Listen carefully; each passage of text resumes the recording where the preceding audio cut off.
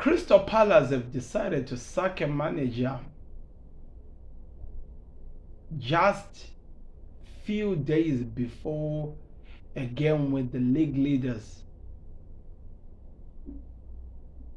Does it make sense? Does it make sense? Because now, breaking news by the way, people, to those who don't know, I think you already know, because the time when this video is coming out, it'll be a little bit later on, so you already know. Crystal Palace have sacked the manager of Vieira after just, I don't know, I think 1 year or something like that. I don't know if Crystal Palace are bottom of the log or something. Maybe that could be the reason. But now, if we put some context into this, Patrick Vieira has had a 12-game run without a win. 12 games he has played and without a win. Most of them are draws and losses. In fact, the last 2 games he has played, he has been beaten by Aston Villa, beaten by Manchester City, drawing against Liverpool, and so forth and so on.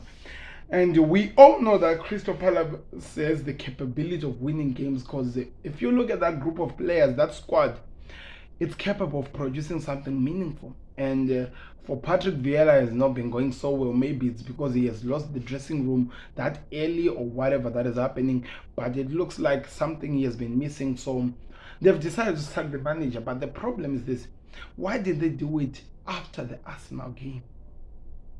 At least after the Arsenal game, so that they take the international break to get the manager who they want and stuff like that, and try to create something that they believe can work for this team. Because sacking a manager right now, after playing another game, that is just going to add another 13 game. Of course, Crystal Palace are number 12 in the league. 12 in the league with 27 points. So you might say that, yes, they are there, but they are still in those positions where the bottom team, which has 20 points, can still go on top of them. So there is a problem about that. So when you think about it, it kind of like makes sense, because you know, imagine number 12 can also still be relegated by now. That just makes me worry a bit about Chelsea, you know. But anyway, they're coming back into the game. So there is a lot of things to worry about this team. There is a lot of things that are happening. You just don't get. And also Chelsea is one of the teams that will draw with Crystal Palace recently. So there are a lot of games that they've not been winning. The only thing that they've been doing was getting a single point. So he has been sacked. And your guys will not believe who's expected to be the replacement. They are saying Roy Hodgson could come back. You know, when the new things doesn't work, it's better to go back to the old horse. And the old horse is Roy Old Man Hodgson. I thought the guy was done with football. I just don't get the idea of him coming back. What exactly is he going to be offering to Crystal Palace? What exactly are they expecting to get from him? Sometimes when people are, you know, at that age, allow them to go. Allow them to go rest, and, you know, you focus on other things. But not for this Crystal Palace team. They have an idea, and they think Roy Hodgson could be the man who takes them close to whatever they are hoping, which at this moment I think it's survival in this league. Especially with teams like Crystal Palace now starting to pick up form. It's crazy, and even Bournemouth are picking up form.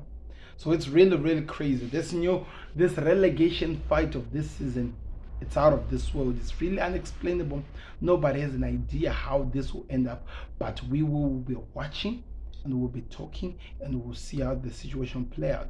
But let me know in the comment section, do you think that they did a good job sacking the manager this early, when they need a manager to continue, because they're going to be playing again before international break?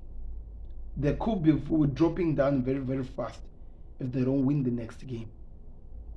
Maybe the likes of Vieira were getting frustrated with the fact that they were getting nothing.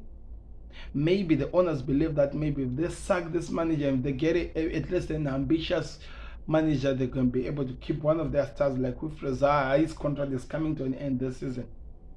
There is a lot of things to talk about this thing, and we just don't know at this moment where they're going with it. But we're going to take our time, observe, and see what happens. So that's what we will be doing. But before we do that, you're going to be doing me a favor. So you're going to be clicking the like button, subscribing, also going to the Football Connect one, where I just dropped a video talking about where Arsenal are going next. because they look like they're in shambles. So you go check that one out. Maybe, just maybe you actually understand what I'm saying, because I'm worried about us now, and at the same time you explain to me what's happening here. So join me later on today as well, people. I'm gonna be making another video talking about my predictions of the draw of the UEFA Champions League when it's done, because at this moment in the time of recording this video it hasn't been done. So I'll let you know about that and my thoughts on that. It's gonna be coming on the Football Connect 2, but I also expect something on the Football Connect 1 as we go on. But thank you very much for those people who keep liking, subscribing and following. That means a lot to me, people. I'm living in those world that I've never seen this. I'm hoping that you do the same on the Football Connect main channel. Just for the hell of it, support the Football Connect people. Thank you very much for watching. I'll be back again with another one, and I can't wait to see what happens. Click here to watch my thoughts on the Arsenal video, and click here to subscribe to the Connect, whichever of the Connects you want to subscribe to.